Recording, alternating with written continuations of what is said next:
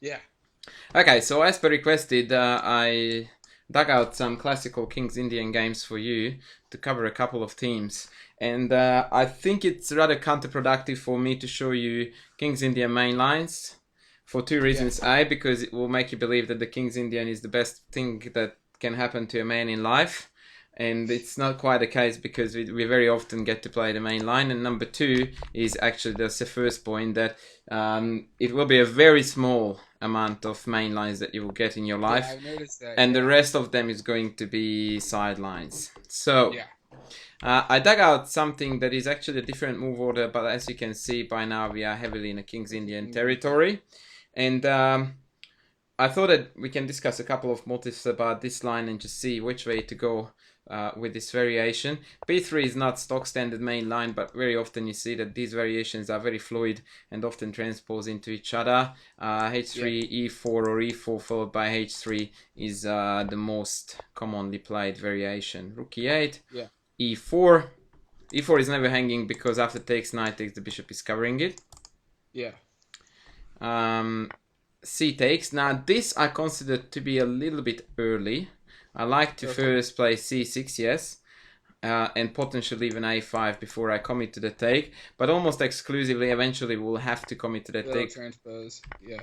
Yes, and then normally more often than not you find that you play C6 first before the knight goes to Well, C5. what's the point of C6 first? Because you would like to basically cover up both of these squares. Okay, There first is a squares. motive here that if you play a5 first And then knight to cover the D5. dark squares, then after knight d b5, this knight is super difficult to dislodge Yeah, from because here, C6 and is it a attacks a weapon. lot of important stuff. It may fail tactically now to knight takes c4, bishop takes, rook takes, Yeah, but but it the dislikes. point is more theoretical now that you really don't want to allow that to happen. Anyway, so knight c5 is fine. The e4 pawn is under attack anyway, so they have to guard it. Rook e1, a5. See, now I'm not sure if this is good.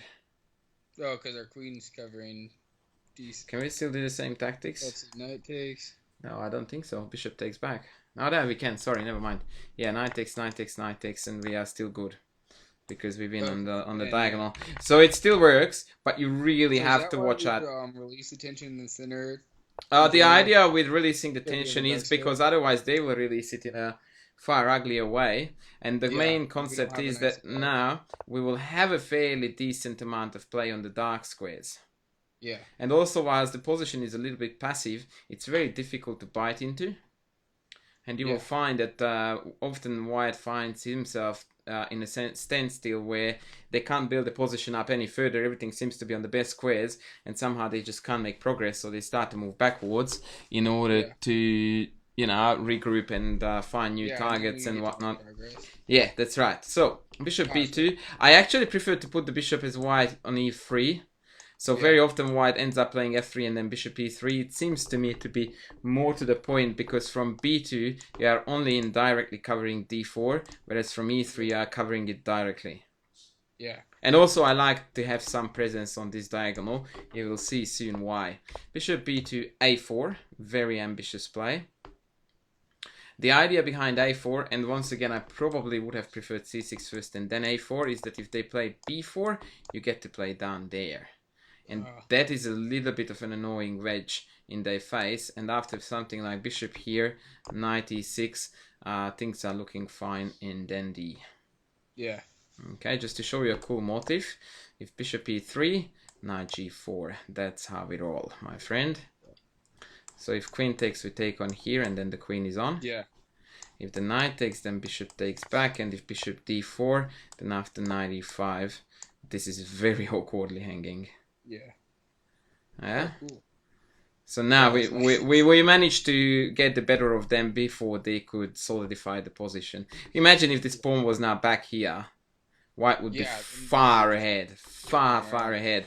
But now because of c4 is so exposed, yeah, it's tough luck. It's awkward. Yeah. Very, very awkward indeed. Alright, so that was the idea with a4.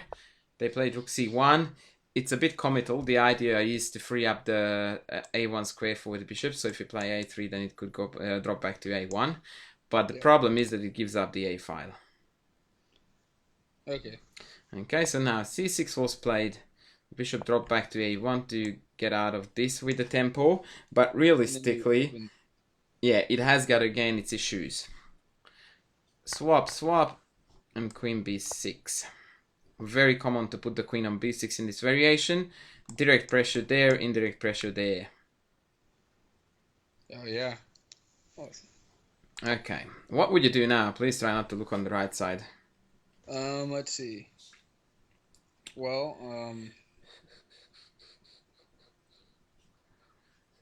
so I'd want to unblock my bishop. Mm-hmm. Because it looks good, but not knight h5 is pointless, so I'd play knight d7. Very good. Knight d7 was played. This is a variation where we get to contradict a little bit the basic laws of chess, because this bishop doesn't need to develop at all. Yeah. Or not for a long while anyway. If you need your rooks connected for whatever reason, you put it to d7. But otherwise, it's better to leave it here, because you can't really go anywhere. And if you put it on d7, then it's gonna be in the way of oh, come on, man, of this maneuver. So knight of d7 was played. Rook b1. So there was pressure here, and White needed to handle that. The first sign of things are not going well for White is when you see the rooks fiddling back and forth on the back rank, trying to dodge different threats. That's an ultimate sign that we are doing rather okay. Now, this is the first and only move in the game that I'm not entirely sure about whether it's the best that was possible to play. Now, knight e5 is the original instinct. Yeah. The problem with that move is that very often it gets kicked out by something like bishop f1. Okay. And then what happened? Oh, then we play.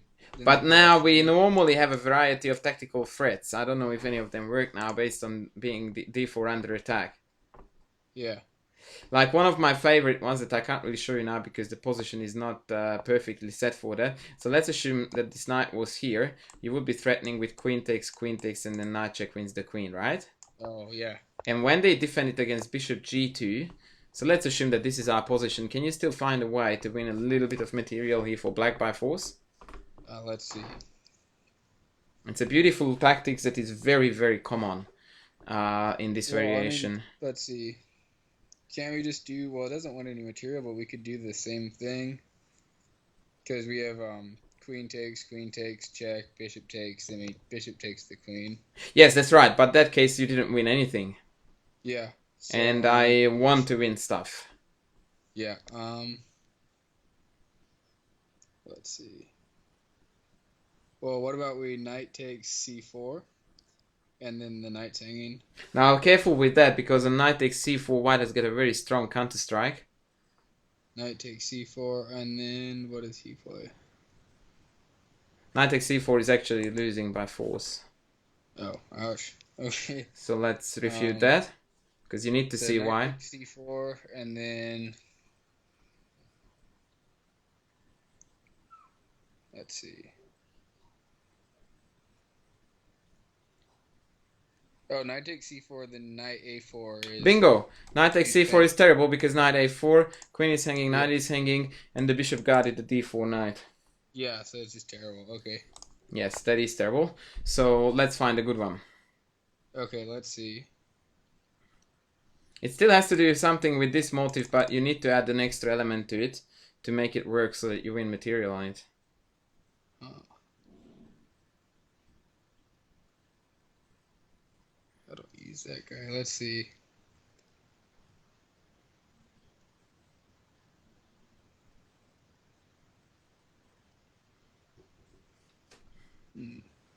Let me give you a little clue, Dave. This bishop is a pain in the neck for you, isn't it? Yeah.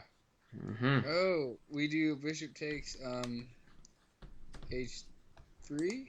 Yeah, bishop takes h3, and then queen... Yeah, then if the bishop takes back, we have the tactic again. That's right. So bishop takes h3, decoying the bishop from the diagonal, bishop takes, and then queen takes d4.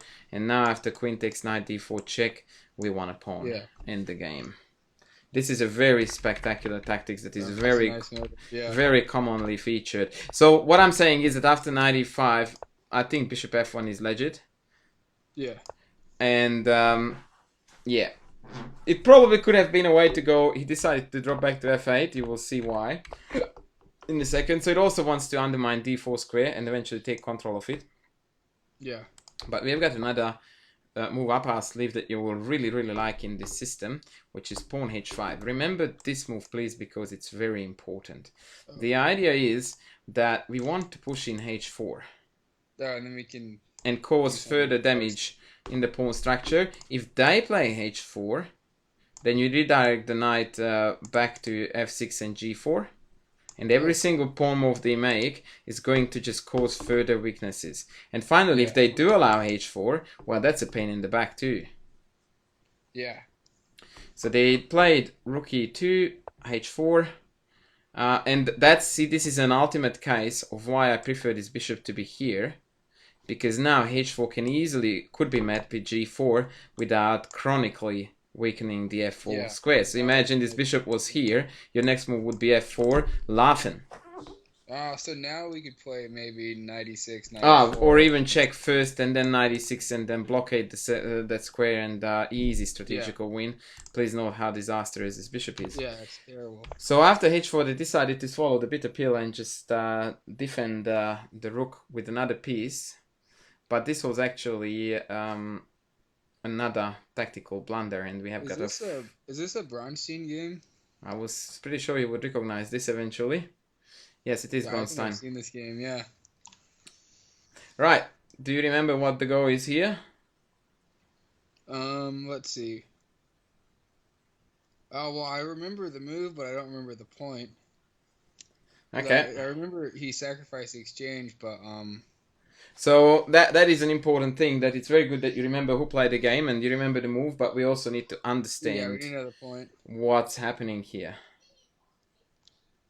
Let's see. All right, I'm gonna cover the right half of the screen. I'm pretty sure that yeah, you won't be tempted to look there. Yeah. Oh. Okay, I see it. So we Fire want to play. So I think it goes rook takes the bishop, one, and then the rook takes back, and our bishop takes. Yeah. And the point is that when the rook takes, we can play knight takes b3, which just forks the rooks and wins back the exchange. Very good. Now I've got a question to you that is going to be a tad bit probably harder, which is still about the same position, so I'm not going to actually even move the pieces back. Why couldn't we do these tactics and move before? Ooh, that's hard. Okay, so we go back. If we played rook takes... Well, it will be nice to you. There you go. What's wrong? Okay, so this time rook takes, pawn takes, rook takes, bishop takes. Well...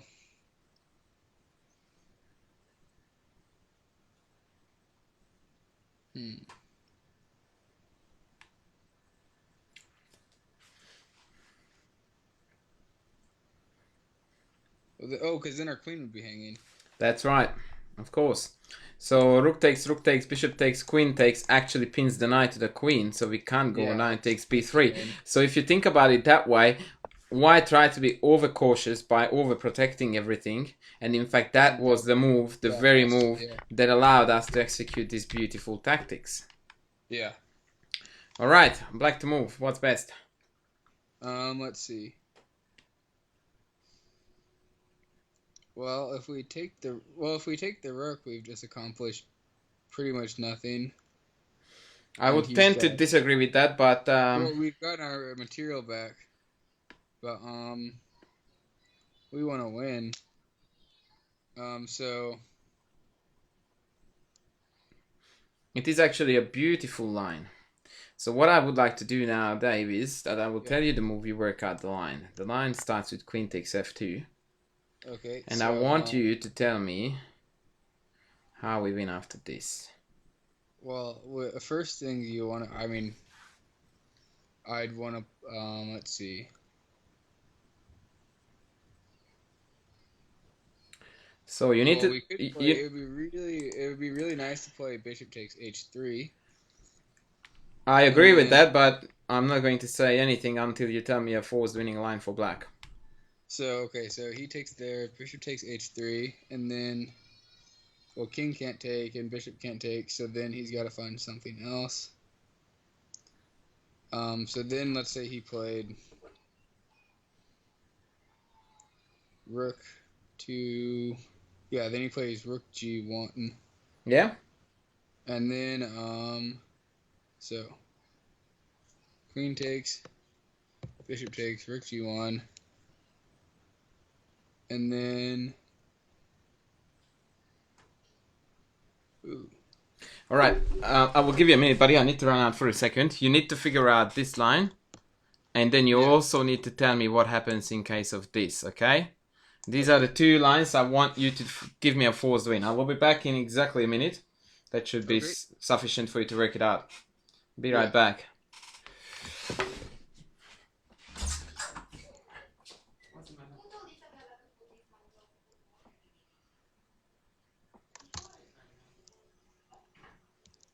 Bishop takes.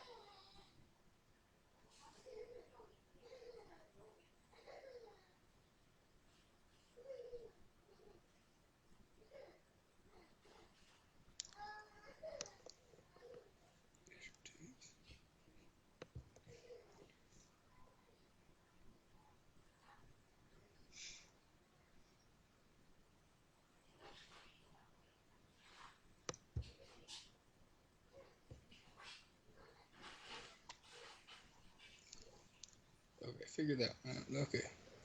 So, bishop takes h3. So, queen takes.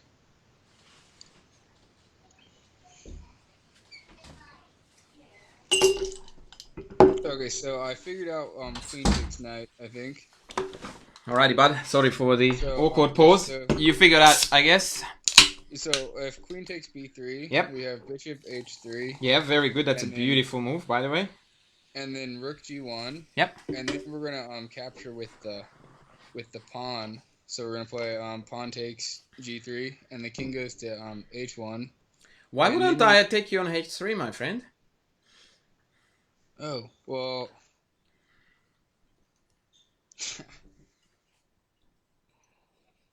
Oh well, then your rook hangs. But That is true, but you are down a piece, aren't you? Yeah. So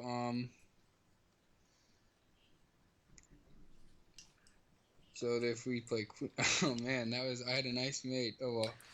So queen takes then. All right, can you tell me your nice mate, please? Because that will actually. So my nice mate was after king h1. Yep. Then we take the bishop. With check again. When the rook takes, we play. Oh, it's not a nice mate. It's just a. It is a nice mate. So please don't stop. So yeah. Then the rook takes back, and then we give a check. Yeah. And then the rook's gonna. Yeah. Then the rook, if the rook blocks the check. Yeah. Then we have. Oh yeah. This was Then we play g2 with check. Come on, man. Oh wait. I had it a moment ago. You just missed the mate in one. Yeah, I know. Oh man. So bishop takes, queen takes. Yeah. So king's there. We take the rook takes. Oh, then we just mate one. Yeah, after bishop takes, rook takes, queen h1 check, rook g1, it's mate in one. Rook g1. Oh yeah. Let's see. Rook g1. Mate in one. Yeah. Give me all the checks, buddy. Come on. Okay, so we have rook g1, and then we can either play yeah, then we have queen. So we have queen takes.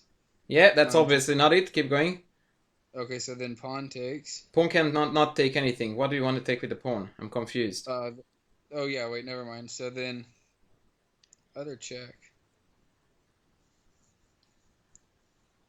Oh shoot. Okay, so I'm not gonna give it away, buddy. You will have to well, struggle yeah, okay, through. I gotta start over. So we have queen takes, and then we have bishop takes, rook g1, and it's a mate in one. No, it's pawn takes g3, king h1, bishop takes g2, rook takes g2, queen f1 check, rook g1. This is where you got stuck. Rook g1. Oh, then we play queen to h3 checkmate. Thank you. Gently give yourself, please, a face palm. Very good. So this is a very good line. Okay. By the way, just would like to point out to you gently that this is something that you and I, but mostly you, will have to work on, and that is that you have got a very keen eye for tactics. What it means is that you hit upon the correct idea almost exclusively, but if the line is a little bit longer, you tend to lose what's where. Yeah, I lose track.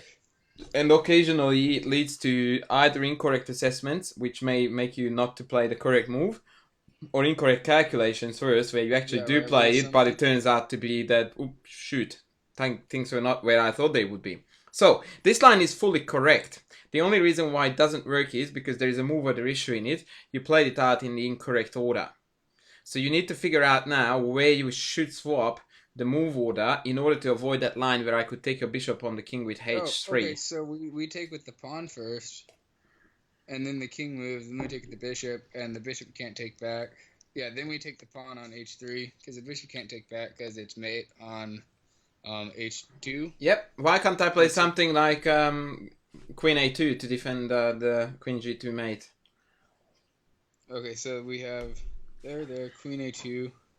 So queen b3, pawn takes g3, king h1, bishop takes h3, queen a2. Queen a2, and then... Where is the mate? So queen b3, sorry, queen b3 takes, king h1, bishop takes, queen a2, and then...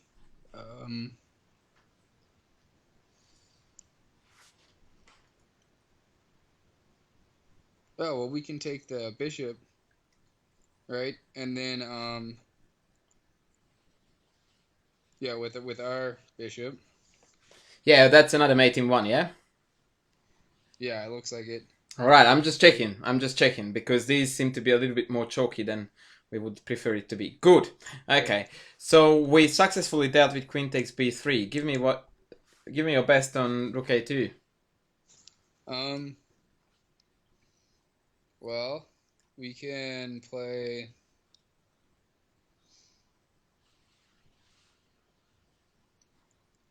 Well, we can actually win it. It looks like we can win a knight there, right? Because we have queen g3, then queen c3. Yes, very good. And what will happen if after queen g3, king h1, queen c3, they play something like rook a3? Oh, man. After rook a3, king h1, let's see. Well, let's see. We could curse our misfortune. No, we could do better than that somehow. Let's see. All right, let's do better than that then. Well then, rook a3. So queen took there, rook a3. King's on h1.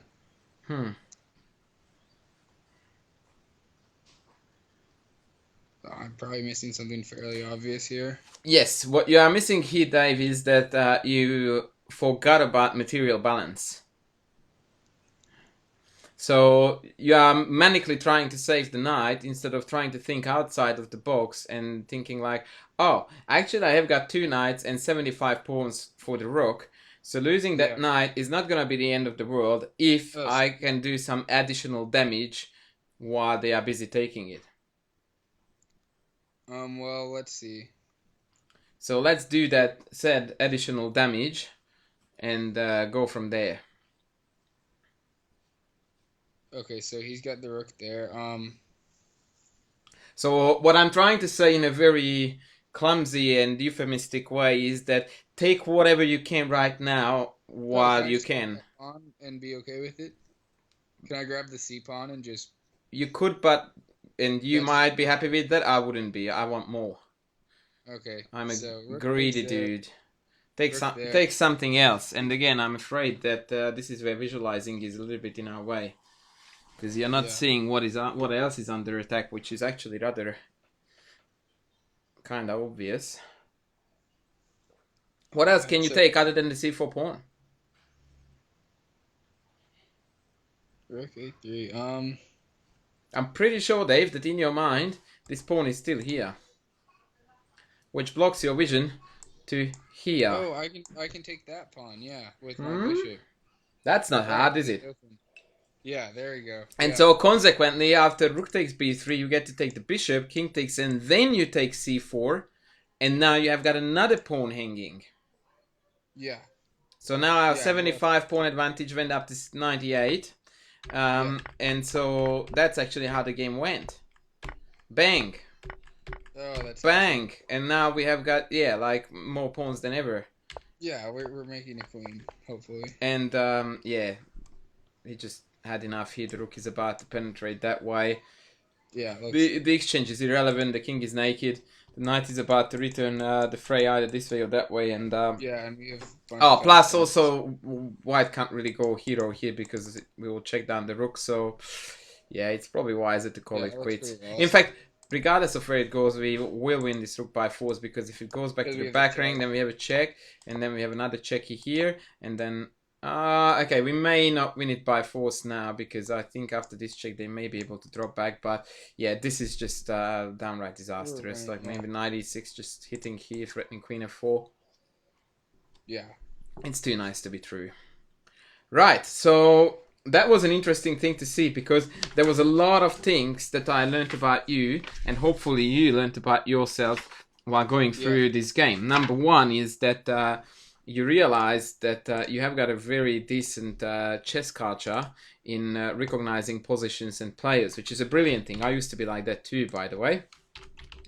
The other thing is that I said that you have a very keen eye for tactics, and you tend to hit upon the correct ideas without any problems, but I don't follow them up But sometimes. Yeah. sometimes, and that's actually another thing that I used to do the exact same fashion, your calculation tends to become a little bit sloppy, and you, yeah, misjudge or miscalculate variations, and we Yeah. definitely need to fix that. And puzzles and pawn endings are my favorite ways to fix that, Yeah, the but pawn endings really help my most of them calculation. you can do by yourself, and that's why I'm a bit Yeah. reluctant to waste your time on that one, because that's an ultimate area where you can excel without Yeah, I think the pawn endings have really helped my calculation, like, yes, they do. be more accurate. Whoa, wait, I don't like this. What's happening now? My beloved viewers can't see what they need to see. Uh-oh. Sorry, buddy. Oh no, we're back. No worries. We are back on track. Sorry, I just stuffed up a coaching video yesterday, and 2 in a row would be too many. Oh, yeah. So I would like to avoid that as best as I can. All right, you're going to recognize this game too, but that's not the point, as you by now may have identified it. The point is that we are talking about patterns and sharpening your vision. So it's still the bishop b2 business, but that means that we are very well versed against this variation already. So hardly any surprises there. Yeah, knight c5, rook e1 guarding e4, a5, making sure that the knight on c5 is secured, and floating ideas of a4, rook b1, a4 again, bishop a1. Seems like this is a motif that haunts us. And knight g4. Now this is a very common trick, okay? Is that why they play h3? One of the main reasons, yes, is basically everything to g4 is stopped by h3, and normally knight g4 hitting that and regrouping towards e5 is a stock standard plan anyway. So knight g4, h3, and fireworks.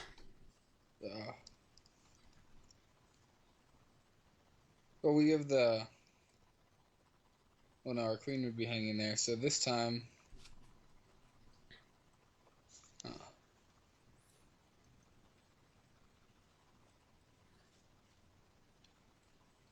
So you want to play the...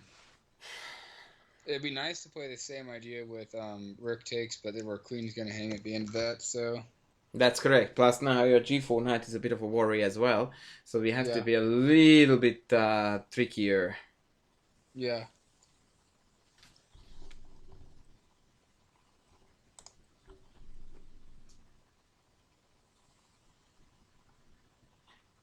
But potentially now we have got new motifs kicking in because instead of having a knight on f8, we have got one on g4. Yeah, which means, yeah, it should be nice. Let's see.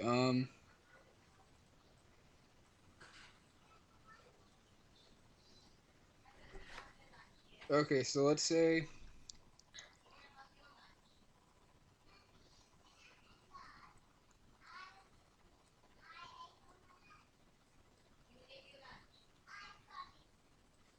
Okay, what if we play rook takes a1 with the idea that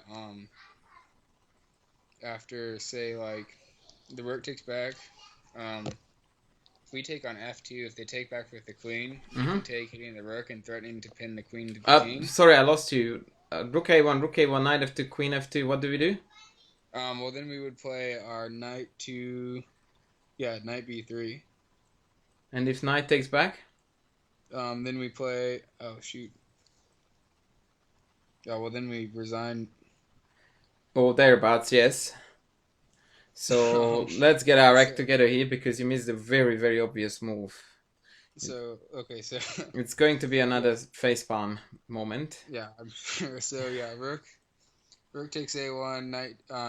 rook takes a1, rook takes a1, knight f2, queen f2. Alright, stop there for a second and figure out the move.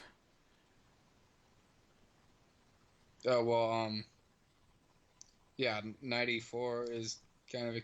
No, then rook e4.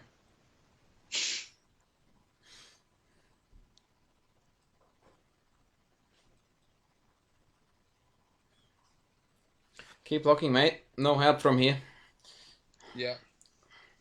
It's gonna be, as I said, another facepalm moment because it's such an obvious move.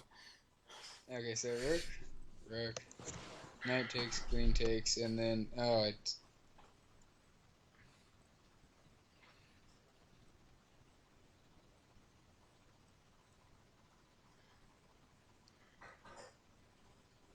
What am I missing? Oh, it's gotta be...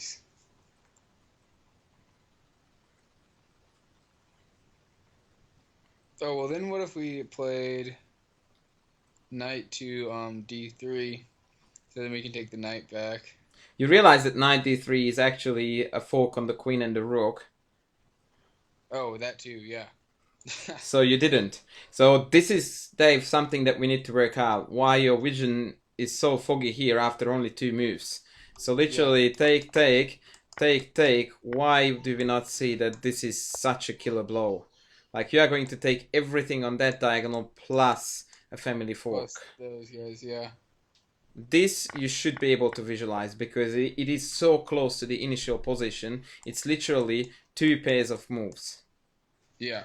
So this is where we lack when we face a motif that we haven't seen before. Even if it appears to be fairly obvious, like knight d3 seems to be a no-brainer once you see it, right? Yeah. But if you are not familiar with this structure, then it seems to be a bit of a challenge. Alright, more puzzles is going to help that. Rook e3. Where to go from here? Well...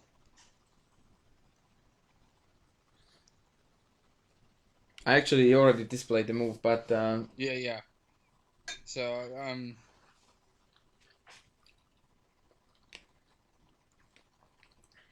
well, I don't see why... So what's wrong with, Oh, if we played knight b3, probably queen b3 hurts us. Or queen b2 hurts us, so that doesn't work. I don't understand what you're saying. So if we played knight takes b3, then he could play, queen to b2. Really? Well, wait. Are you sure about that one? Oh no, then we take his knight and our queen's defended and for material and the rook's about to be... Yeah, queen b2 is a horrid blunder. Obviously, after knight takes I don't understand where you are going with knight b3. I take it back. So knight. Well, if we take, well, then we're forking the queen and the rook is the point. But then he takes our knight, and then we're down material. Yeah. So So sorry, knight mate. takes. I lost you. You go there. I go here. What do you do? Oh, well then I probably resign. I just said I'll Yeah. take your knight because after queen b3, this is guarded, so I just take this. Yeah. So yeah, knight b3 is out of the question here. Yeah. So then I guess the game continuation with knight h3. Please note that more often than not, you find in these structures, and that was actually the case in the previous game too, Bronstein could have taken more material. Yeah. But he chose in the previous game to go on to f2 and allowed to lose the b3 knight simply because he damaged the king so badly. And here too, it's very sadistic because basically what he's saying that I'm content with a position where I'm down in exchange. You have got two isolated pawns.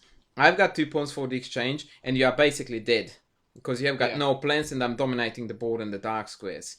It is very, very bad to play against someone like that who is very content with positional domination. Because it's awful to play positions like this as white. You have got no plans, you have got no weaknesses to target, you have no initiative, you're just tossing your pieces around waiting for being killed.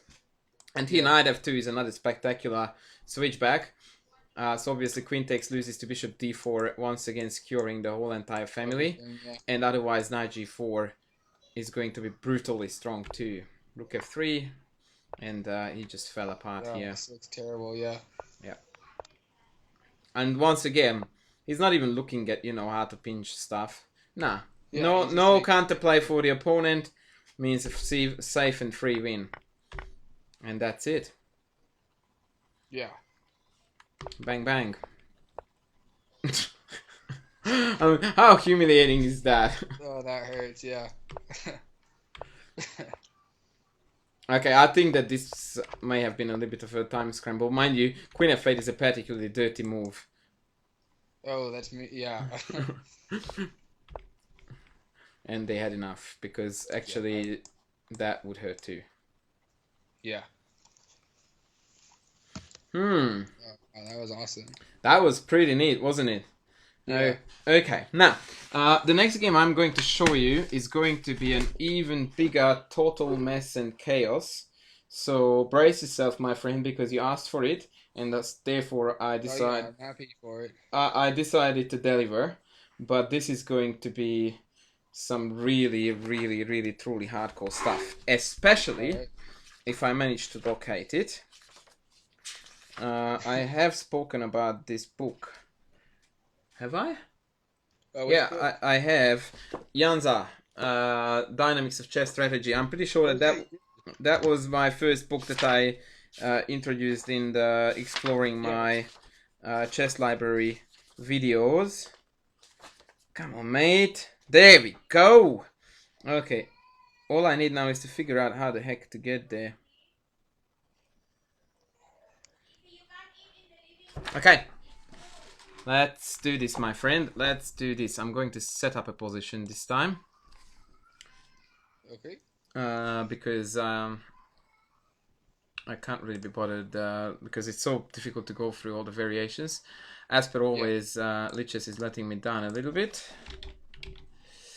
So let's do this. Alright, board editor. You will identify the position immediately because this was a mainline Breya, which is I think what you would be really, really after, given that you play the Ruy Lopez with both colors. That would be a very juicy topic. Oh yeah, this is good. Topic for you. This is hardcore chess, my friend, so we are definitely going as hard as we can. Oh yeah. Oh, this is gonna be a mess. I can already. It's a Breyer, so it's always. This is going to be the biggest mess of your life. Absolutely. Right. Okay, I will have to do some figuring out on the go. Okay, so this is the position with... we play c5, right? Actually, it was the c6 variation that I'm going to show you. So we will go from here. Oh, actually, analysis board will be good enough. Thank you. So what's the point of c5 versus c6? C5 is a blunder of the pawn here, yeah? Oh, right, right, right. Okay, so let's have a look at how this game continued. Bishop g5, very common Okay. stuff. I'm not an expert really on this area, but sometimes it's logical to force h6 so that Yeah. then queen d2 can come with an extra tempi. Yeah. But then again, king h7 and h6 fits very well into what black is doing. So whether we are really winning a tempo here or we are just changing the structure to everyone's favor, hard to tell. In this game, they actually dropped back to d2. I think the main motivation behind that one was that eventually e4 would come under heavy fire after takes and You want to be able c5 to play like queen e2 or something? eventually. So bishop d2, queen c7, queen c1, still pinching, or trying to pinch the pawn anyway. Yeah.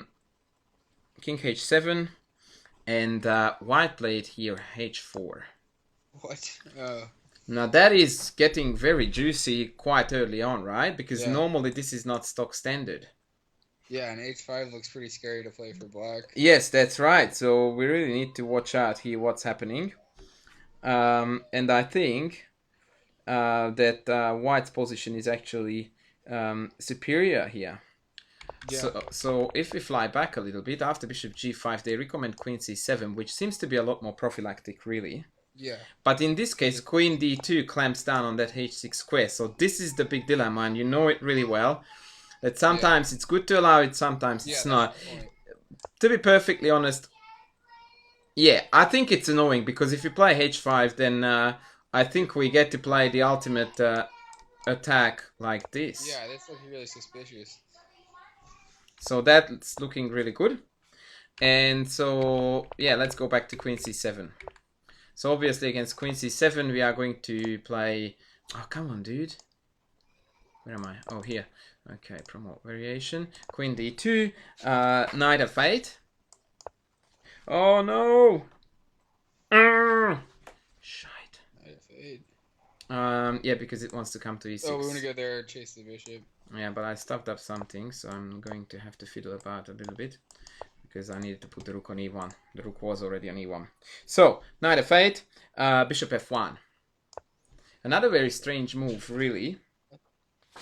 But it appears to be very useful to keep the bishop on this diagonal now instead of this one. Because this way you continuously keep on stopping c5. Yeah. Okay, and that's very, very important. Knight e6, bishop e3, rook a d8. And the question, of course, is now that what do we do after rook d1 for black?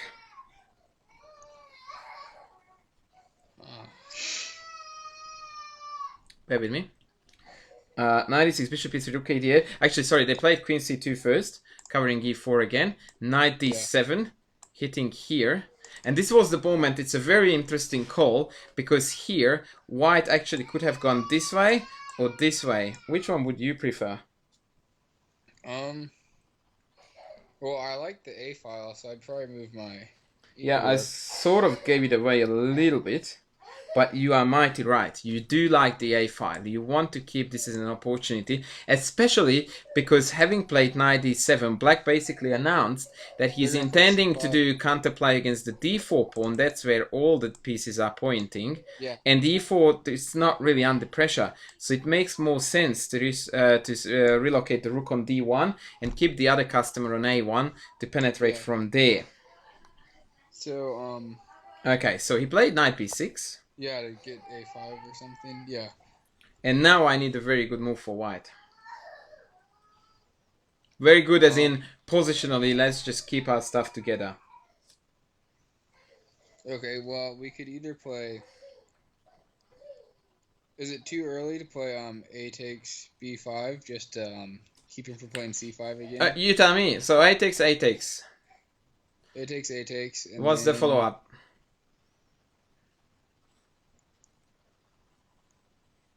What if we just... I don't know then. A takes, a takes. We didn't seem to have achieved much, did we? No, we didn't. So probably not that. So, well, we're not hanging the pawn or anything. Well, a4 is So hanging currently. take. Oh yeah, because we lose the exchange. So then, what if we just played b3 is kind of a lame move. Sometimes lame moves do the trick, my friend. You need to Yeah. keep this pawn structure very fluid and together so that you can Yeah. respond to all challenges. And it doesn't So if he mean that takes, you we are can. not going to progress any further. Take now looks very bad because after retakes, now Oh, this we is have a to. very Oh soft yeah. spot. This comes across takes and yeah, on the b file, this Looks is nasty. looking Yeah. very, very ugly. So they can take, we can anytime we please. Yeah. Which is After what we want. b3, they actually decided to change the structure. Yeah, they took. But this turned out to be really, really bad. Takes d5. Well, that looks bad already. Yeah. Don't they normally? Yeah. Well, we can't play c5, so that's. Yeah, well, c5 would have been the ultimate way to go, but see, that's a constant worry. This bishop is Yeah. so well placed on that pawn that now this pawn structure is very difficult to Well. change, and indeed d5 looks ugly as sin, but he needed to Yeah. do something. And you still need to play powerfully as white, and so I'm waiting for your next move. Hmm. Well, on instinct, I'd want to play d4. I guess I that mean, means I would e5. want to play e5. I mean e5. Yeah, Mm-hmm. that's what I mean. Good. But then maybe black could like play f6 or something and get some counterplay. Okay. So What would you do on e5 f6? e5 f6.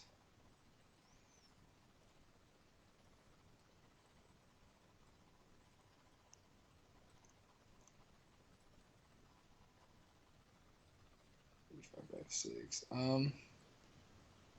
Yeah, I don't know what we've accomplished other than like weakening our center there. Because if we take, the bishop takes, and then we have an isolated queen's pawn, and he's got some counterplay. So maybe I wouldn't play e5. That. Well, actually, the pawn would be hanging. No. Do you see any counterplay here for black?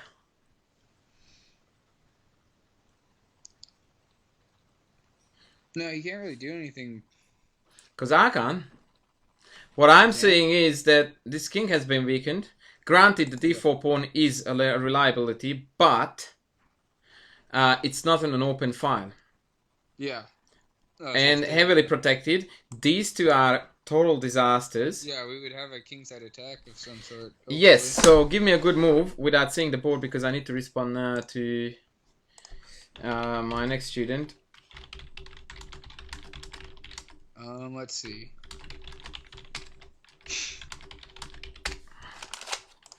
Oh, you're looking at yourself. I know it's a brilliant view, but let's have a look at the position.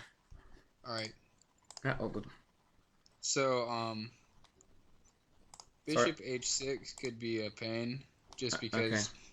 Sorry, buddy. That way we have room to bring our other pieces to the king side. But then bishop h6, maybe he could play. No, I don't see the point of bishop h6 here at all. No, it doesn't do anything. It's not part of a plan. I want an aggressive plan here to inflict further damage on the king side. Let's say, well, it would be. What if we played our knight to h2 so we could play f4 the next move? Well, then that would be a hanging pawn. If we Yeah, that would inflict a lot of damage on yourself. Yeah, so that's not ideal. No.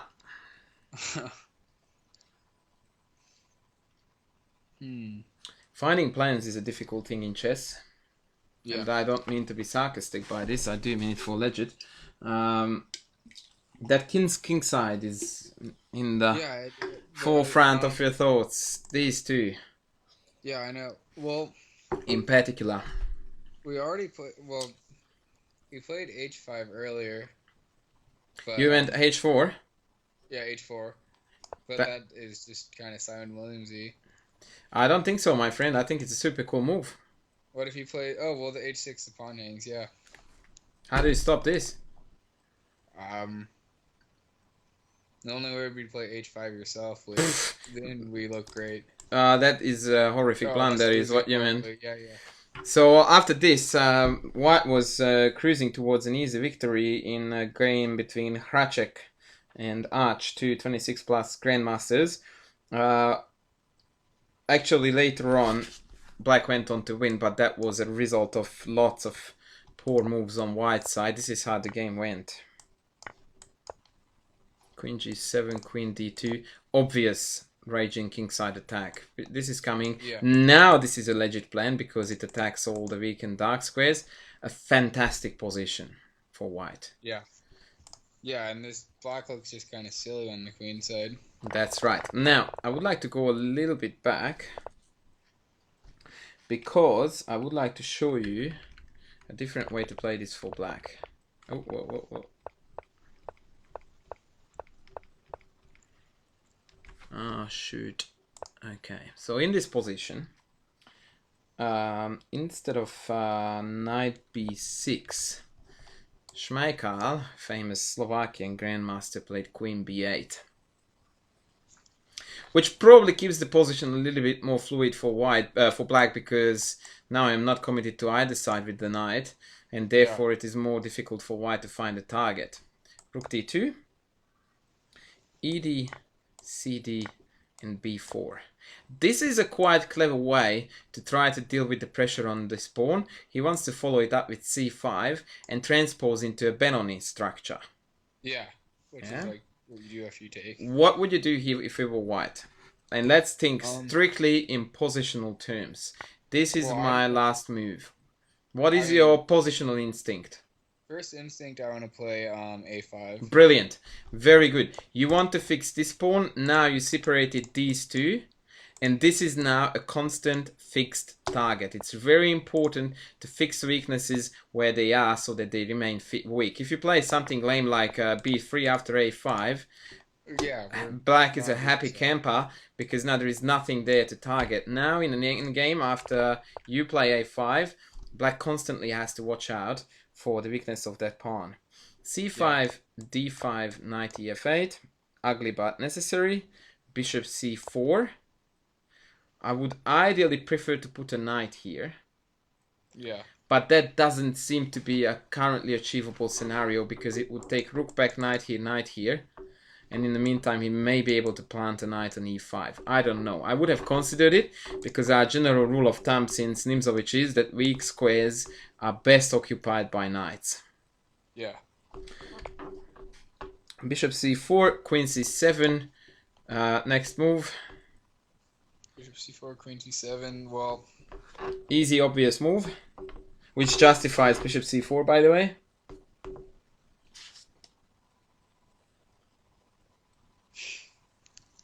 Justifies bishop c4. Well, what about just queen to... Brilliant. Yeah, so we need to put more pressure there, and if the best move they can play against it is rook b8, then you know that you played a very good move. Sorry, rook a8. Yeah. Rook a8, bishop f4, controlling the very important d5 square. I would still jump in as Black, mind you, instead of playing bishop c8, but it's a very logical regrouping because the bishop here doesn't stand well at all anymore. Rook e2 and rook a7. So Black is reshuffling his pieces in a very logical way. Yeah, so what's rook a7 doing? It's just bringing the rook into the defense on the 7th. Okay. Because what Black can see from here is that I may be able to move the knight, but then instead of developing the bishop, it would be actually better to swing across with the rook like that. Yeah. So rook a7, queen b3. That is sort of hinting tactics down there, based on something like e5, d6. f6 was played. That's a terribly sad. That's a very sad move.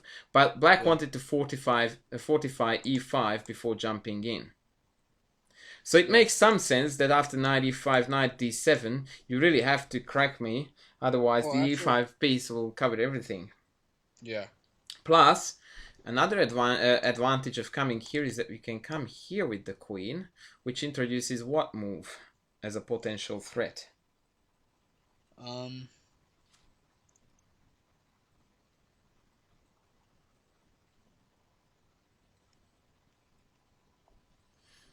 Where is this queen going, Dave? Well, the only square I could think of would be queen to c. Yeah, queen c. 6, but that just trades queens, and then we just won a piece. well, doesn't the knight move? Isn't it a check? Oh, right, we did win a piece. Yeah. Naughty, naughty. You need to watch out, buddy. Queen c6 is a deadly threat here. Because d6 can't be protected and you can't take it. Yeah, it's not exactly subtle. When I play queen a4, I'm obviously going in. And once again, it pays off to have the bishop that's the problem with f6. on the diagonal. Okay. So, they played rook e7. Let me gather my thoughts why this was happening here.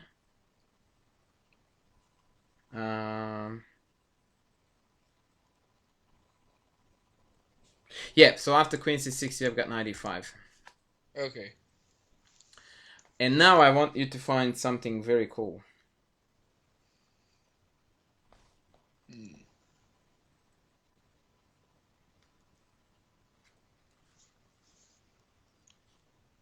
Well,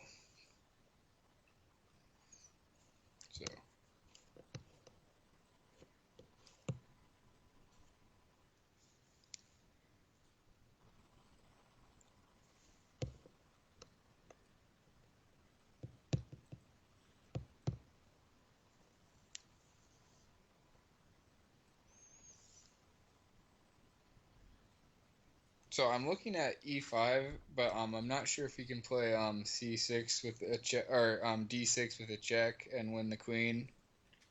Yes. If we just take everything, yeah. He has got 1, 2, 3, 4 dudes to take on e5. That's too many. You only have 3. Right. Yeah. So cool move then. Cool move. Tactics, my friend, tactics. Tactics. And the reason why you will find this one a lot harder than any other beforehand is because this you will find to be an unusual motif. Yeah, so we don't have any checks, so then bishop takes.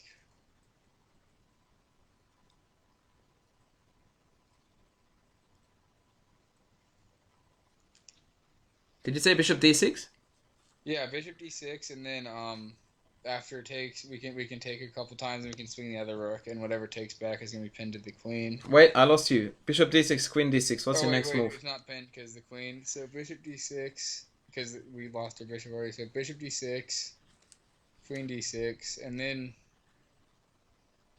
you really want to play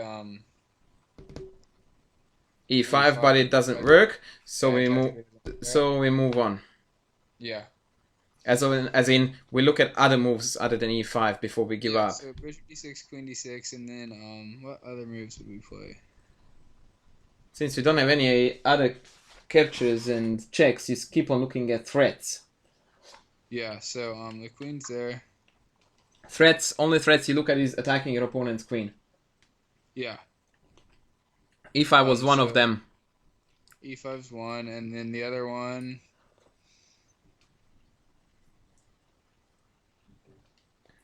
Well, queen d6 would win our piece back. Queen c6 is what you mean? Yeah, queen c6, yeah. Very good. So the tactics you need to go for, Dave, is this. And it's very easy to see that after takes, check, and taking here, Black's position is horrendously passive.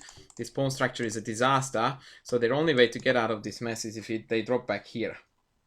Oh, well, then we can play d6, rook f7. Ouch.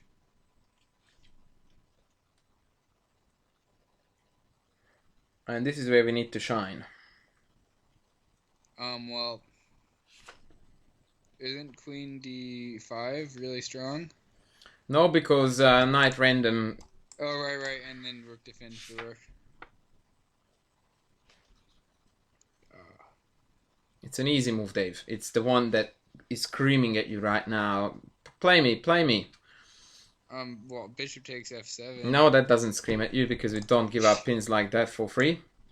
That bishop is 10 times more valuable at the moment than that rook. The only time you would take that rook if it was for free. It's not free presently. Yeah. Oh, well, then let's see. Oh, e5? That's it, mate. e5. You need to break through where it's the least expected or the most protected. Fe loses immediately to knight g5. Yeah. And if knight takes, then you have rook takes, pawn takes, and then knight g5. g5. Oh, that's And we awesome. still don't win enough material, but the point is that they are paralyzed. So now what's going to happen is that you will take with the knight next if they kick it out. If not, you don't do anything. And then you still maintain the other pin and start to build on the power of the d pawn. Yeah. Okay. The most beautiful line in this variation is actually if they bring the rook up here. Now I have to speed it up, sadly, Dave, for you a little bit. Yeah. Because my next student is here. So after rook e6, the awesome move that you would have found for sure is knight f5. Oh, it's the pin. Yeah. Now watch this. King h8. Now we must take. Takes. Knight e7. Epic. Winning the bishop on c8, or at least threatening to win it. So rook a8 is forced. And once again, you must break them. Oh, that's cool. Okay. fe. Queen back. Knight can't move because then it's made down there. And after knight f6, Dave, you need to tell me what the coup de grace, the finishing off move is. The finishing off move, let's see. You would be super proud of yourself after a move like what is coming. Oh yeah, let's see.